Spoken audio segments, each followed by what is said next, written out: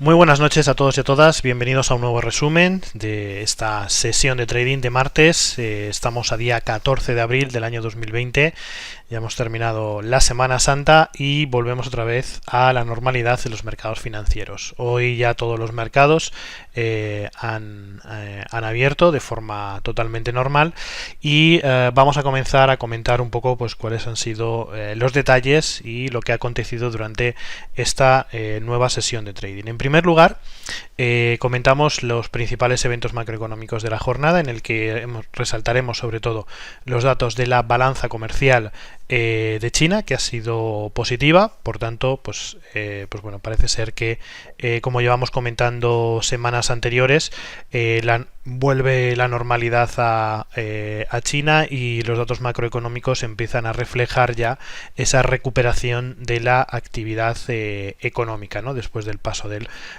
coronavirus. Por otro lado, también hoy jornada muy importante también en las bolsas americanas. Hoy comienza la temporada de resultados y las dos primeras compañías que han presentado resultados ha sido JP Morgan y Wells Fargo. Sobre todo resaltar la cuestión de los resultados de JP Morgan, que han sido peores, evidentemente muy peores de lo esperado. Su beneficio neto ha caído prácticamente en picado comparado con el primer trimestre del año pasado, y esto se ha visto reflejado en la cotización de JP Morgan en la jornada de hoy, con caídas desde los precios máximos de la jornada en 101.93 prácticamente en la apertura, hasta la zona de los 93.58, lo que hacían un total de una caída del 8,2% de caída. Evidentemente hemos intentado aprovechar esta noticia de los resultados de JP Morgan con una operativa dentro de nuestra operativa habitual de acciones, con retrocesos de Fibonacci en la zona del Fibo 38, y pues bueno, hemos tenido mala suerte porque no hemos conseguido ejecutar esa orden de venta que teníamos en la zona del 38 en 96.70 por 10 céntimos. O sea, no nos ha cogido la orden por muy poquito.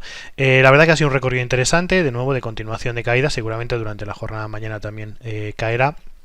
Pero lo que sí nos hemos fijado es que estos malos resultados de JP Morgan seguramente se van a extender al resto de la banca americana, debido pues a los malos datos que se están produciendo y al riesgo de que se está observando, al riesgo de impago de créditos en la banca, ¿no?, debido a toda la paralización de la actividad económica en los Estados Unidos. Esto es un riesgo que ya ha puesto de manifiesto JP Morgan, aumentando sus reservas para casos de impago en 7.000 millones de dólares. Y pues bueno, tendremos que tener mucho cuidado porque este tema sobre el sector crediticio ya lo comentábamos hace aproximadamente 2-3 semanas en nuestras sesiones de trading, en el que uno de los riesgos importantes que nos podría traer el coronavirus es pues eso, el riesgo de impagos de créditos y los riesgos asociados a todo el sector crediticio. La paralización de la actividad y la falta de liquidez de empresas o particulares, o la pérdida de puestos de trabajo de familias y particulares, podría conllevar el impago de pues las cuotas de hipotecas, préstamos personales, préstamos de consumo, etcétera. Y esto evidentemente, si se producía de forma masiva, podría incurrir en un problema muchísimo más grave dentro de las economías occidentales, sobre todo Estados Unidos y Europa, ¿no?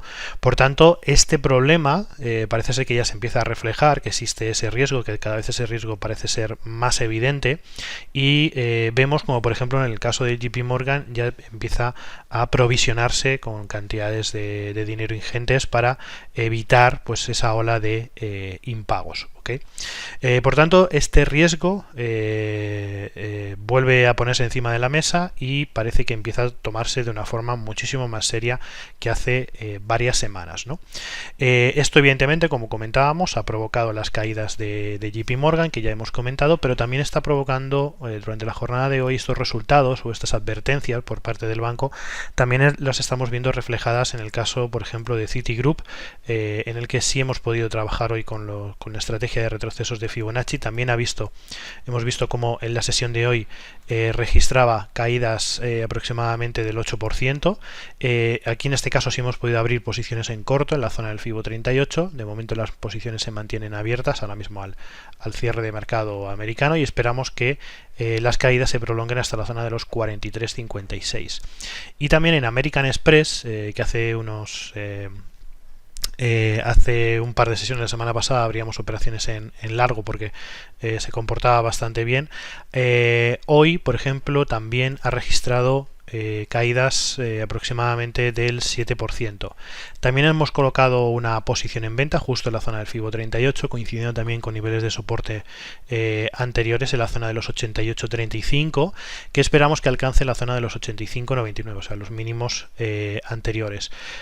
Consideramos que, bueno, que evidentemente el problema que se está reflejando en JP Morgan como primera compañía que presenta resultados también se verá reflejado en el resto de la banca americana, ¿no? Por tanto, esto es algo que es una muestra evidente de lo que va a ir ocurriendo y de los problemas a los que nos estamos enfrentando en esta crisis.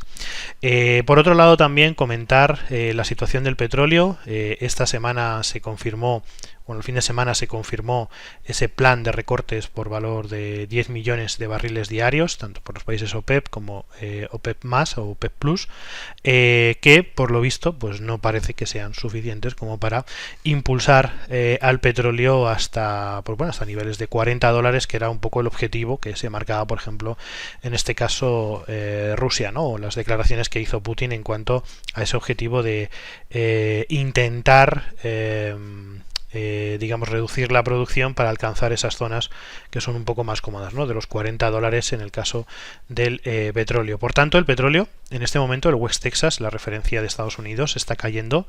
Nos encontramos otra vez en la zona de los $20, en los niveles de soporte anteriores, pero en este momento es muy interesante observar cómo se va formando esa figura que posiblemente podría podría convertirse en una formación de doble suelo si consigue aguantar esos niveles de soporte, los 19.13, 19.15, ¿no?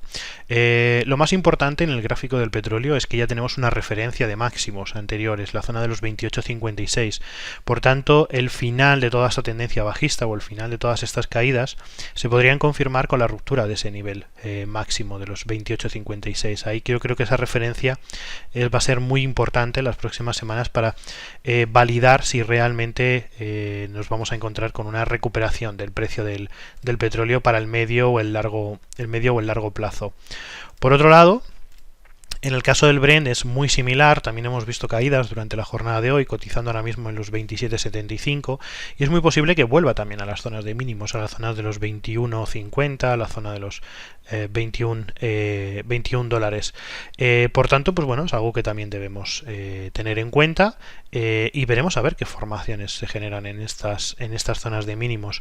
No creemos que el petróleo vaya a ir mucho más allá, mucho más bajo que la zona de los 20, los 19 dólares, pero todo se podría producir, ¿vale? Lo cierto es que, bueno, la OPEP o los países productores ya están tomando decisiones de recortes de producción, y esperemos que estos recortes pues se vayan ampliando para ajustar la oferta y la demanda actual debido pues a la crisis del coronavirus y toda la paralización de la economía, ¿no? Sabemos que hay un exceso de oferta brutal en este momento, así que pues lo único que queda pues es acometer progresivamente mayores recortes de producción e intentar impulsar así los precios del petróleo, ¿no? Que al fin y al cabo todos los países productores están interesados en ello. Y luego, por último, remarcar también el oro, que hoy ha llegado a marcar máximos en la zona de los 1.750, rompiendo, ya confirmó durante la jornada de ayer la ruptura de la zona de los $1.700 por onza. Y bueno, aunque luego a lo largo de la tarde ha ido corrigiendo desde esos máximos en la zona de los 1.750, el oro se mantiene todavía con una fortaleza muy interesante. Lo vemos en gráficos diarios, y vamos a ver en gráficos inferiores que ya se empiezan a formar ciertas divergencias en gráficos de una hora durante la sesión de hoy, si finalmente toda esta escalada que hemos visto de la última semana en el oro pues va a finalizar y van a comenzar de nuevo nuevas caídas o pequeñas correcciones, ¿no? Vamos a ver si esos techos que se están marcando en el oro finalmente son los definitivos para empezar a relajarse. Pero bueno, en principio lo que comentamos, ¿no? El oro marcando máximos en la zona de los 1750 y poco más. Luego en la parte de nuestra operativa, aparte de lo que hemos comentado sobre las operaciones en acciones que hemos realizado tanto en American Express como en Citigroup o JP Morgan, hemos también operado con el sistema Renko en el SP500 con una operación en largo que hemos sacado bien, o sea, sin ningún tipo de problema en esa subida que ha tenido en la última fase de la sesión de la sesión de hoy. Y estamos muy atentos a dos posiciones en gráficos diarios, también operaciones de posicionamiento en el euro frente al dólar australiano, gráficos diarios, y el euro frente al neozelandés también en gráficos diarios con el sistema de BBKC. Parece que está generando un patrón muy interesante de compra. Estamos al final, lo que puede ser al final de una fase de corrección de todo ese impulso alcista, y vamos a analizarlo durante las próximas jornadas para ver si nos podemos subir a una continuación alcista de estos pares, ¿no? a favor del euro. Y para terminar, en cuanto a las operaciones que venimos realizando de las últimas jornadas, tenemos noticias positivas, noticias también negativas en cuanto a esas operaciones, y bueno, comentar simplemente operaciones en el dólar frente al franco suizo que teníamos o que manteníamos en corto.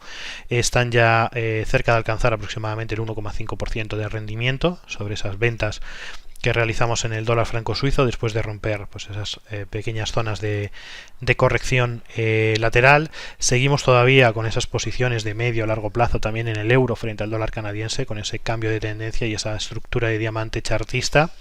Y por otro lado, la parte negativa es que una de las operaciones que manteníamos de gráficos semanales para los índices en el Nasdaq 100 se ha ejecutado el stop loss. Recordamos que habríamos posiciones en la zona del FIBO 38 para buscar de nuevo los mínimos en la zona de los 6.700, 6.750 aproximadamente, pero pues bueno, las últimas subidas que se están produciendo en los índices americanos, sobre todo en el Nasdaq, que es el que más fuerte se encuentra en este momento, pues bueno, nos han ejecutado el stop loss. Esto nos ha generado una pérdida del 1,5-2% de rendimiento, así que pues bueno, el patrón que habíamos detectado de retrocesos de Fibonacci en el caso del SP500, perdón, en el caso del Nasdaq 100, pues nos ha fallado, ¿no? Veremos a ver si podemos buscar otro tipo de patrón que nos indique la posibilidad de abrir operaciones en corto en el Nasdaq, ¿no? Porque seguimos creyendo que los índices no están para recuperarse todavía al 100% y que primero tendrían que hacer tendríamos que ver nuevas caídas. La situación económica es grave y no creemos que este tipo de movimientos en los índices sean acorde a lo que realmente está ocurriendo en la economía, ¿no?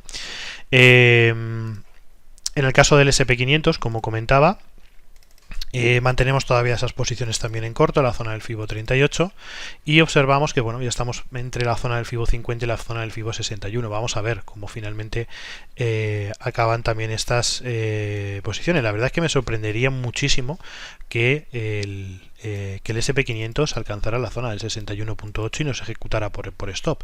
No pasaría nada, no sería un problema, porque realmente nuestra gestión monetaria es muy férrea, es muy correcta y no asumimos riesgos que no podamos, pues como decimos, ¿no? que no podamos asumir, y nuestro riesgo normalmente por operativa, independientemente de la temporalidad, siempre van a ser iguales, 1 o 2% por operación, no más. Y lo mismo ocurre en el caso del DAX alemán, que también en gráficos diarios, pues en este caso le está costando mucho más esa recuperación. Estamos en la zona del FIBO 50 aproximadamente, y esperamos evidentemente nuevas caídas. Nuestras entradas están en la zona del FIBO 38 y en principio pues no tenemos mayor problema, pero bueno, parece ser que entre la Reserva Federal y las diferentes medidas están impidiendo que realmente el mercado refleje lo que realmente está ocurriendo en la economía, bajo siempre nuestro punto de vista personal, ¿no? Lo vimos, por ejemplo, la semana pasada cuando se conocieron los datos de subsidio por desempleo el jueves, que inmediatamente después la Reserva Federal anunciaba nuevos paquetes de estímulo. ¿Qué ocurre? Que si cada vez que se vaya a producir un mal dato macroeconómico en Estados Unidos va a ir la Reserva Federal justo después a anunciar un paquete de medidas de estímulo, pues parece ser que es un poco, están lanzando como digamos bombas de humo para que no veamos realmente lo que está ocurriendo en la economía mundial, ¿no? En la economía, incluso en la economía americana. Mañana, de hecho, en el calendario económico tenemos marcado como muy importante jornada del miércoles los datos de ventas minoristas en Estados Unidos. Creemos que este dato también puede ser un detonante de la situación y de la realidad que se está viviendo en la economía norteamericana, ¿no? La previsión del dato es que va a ser horrible, se va a caer por debajo del 8%. En el caso de las ventas minoristas que se van a publicar mañana, esto no se, si se cumple la previsión, no se habría visto nunca en la historia desde que se recogen datos. El peor dato de ventas minoristas de la historia de Estados Unidos, por lo menos de los datos que nosotros tenemos recogidos, está en torno al 3%. O sea, si realmente tenemos esa caída hasta el 8% en las ventas minoristas, sería un desastre monumental, ¿no? Por tanto, seguro mañana va a haber un dato malo, muy malo de ventas minoristas, y esto evidentemente debe afectarle de forma negativa al mercado.